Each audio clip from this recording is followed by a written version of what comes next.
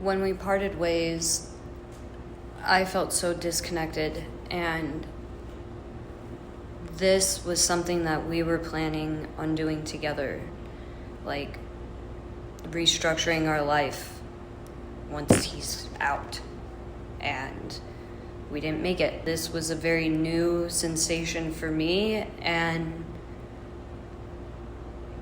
it was just a mess. It was an emotional, mental, just house of cards, dude. It all fell. And no one could help me. It was all me. I had to get myself out. And I quote this line of a book all the time. I had myself to save myself. And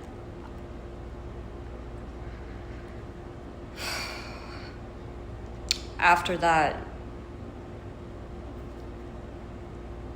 the world was bigger, but my heart just felt so small.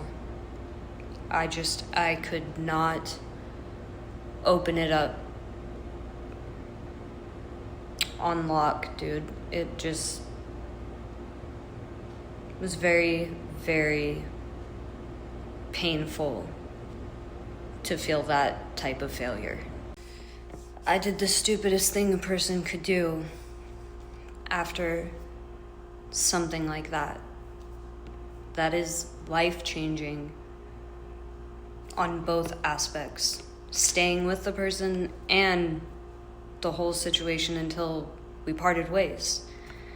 The whole thing changed my entire scope of the world, and it was another one of those big moments where my eyes were just like, what the fuck is happening? And I rushed into a relationship almost immediately afterwards. And that was so fucking stupid, because I got set back even further.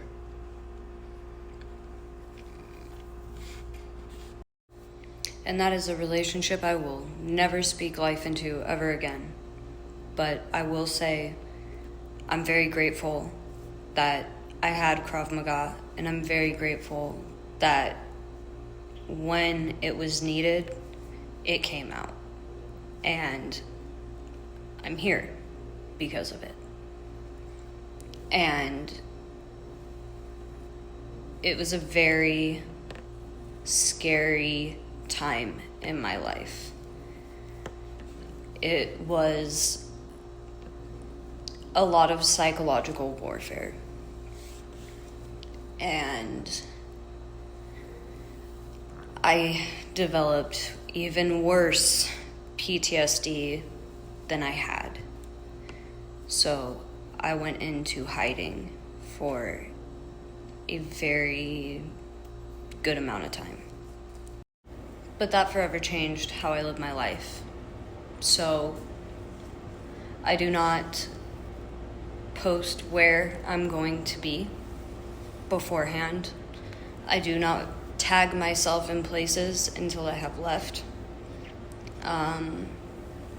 I try very hard to keep my surroundings private, so my location can't be pinpointed. I used to do a lot of outdoor photo shoots and stuff like that, and because I had given those locations away, I will no longer go in that area. So there's a lot of places that I avoid and things that I avoid still to this day, and it's been at least 3 years, and nope. And after that relationship, nope. I would date, but I could not commit to anything.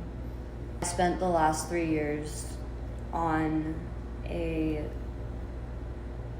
self-exploration. It's the best way I can put it. I just wanted to try everything. I had so many things on my bucket list.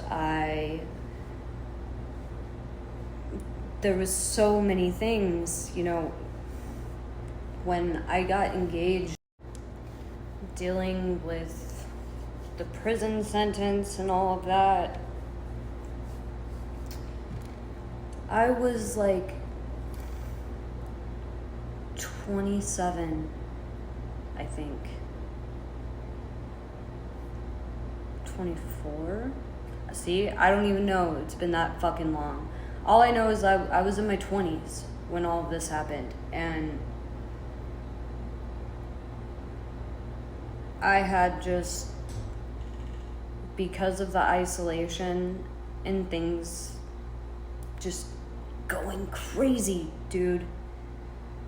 As if the prison sentence wasn't crazy enough. My actual life was fucking loca.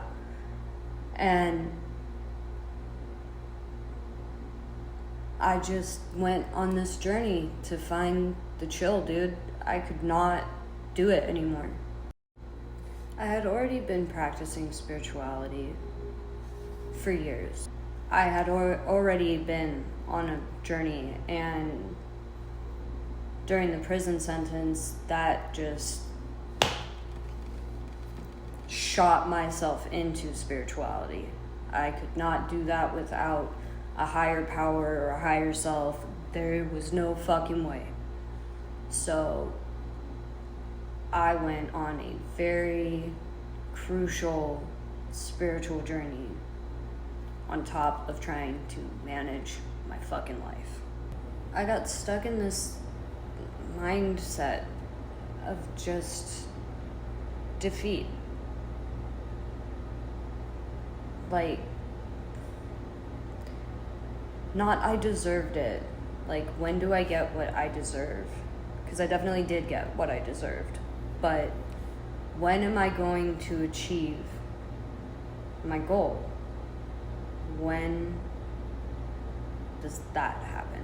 And what do I need to do to get what I have always wanted? And throughout these last 3 years, dabbling with relationships, exploration, getting into communities, and just, I would say, really tending the soil of who I am. There's been this ongoing curiosity of, do I make myself happy? Do I make myself proud? Am I enjoying what I'm doing? But also, I took 3 years to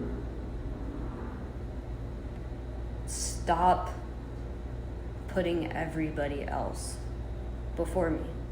And without balancing that, I would end up exploding, and I would end up impulsive.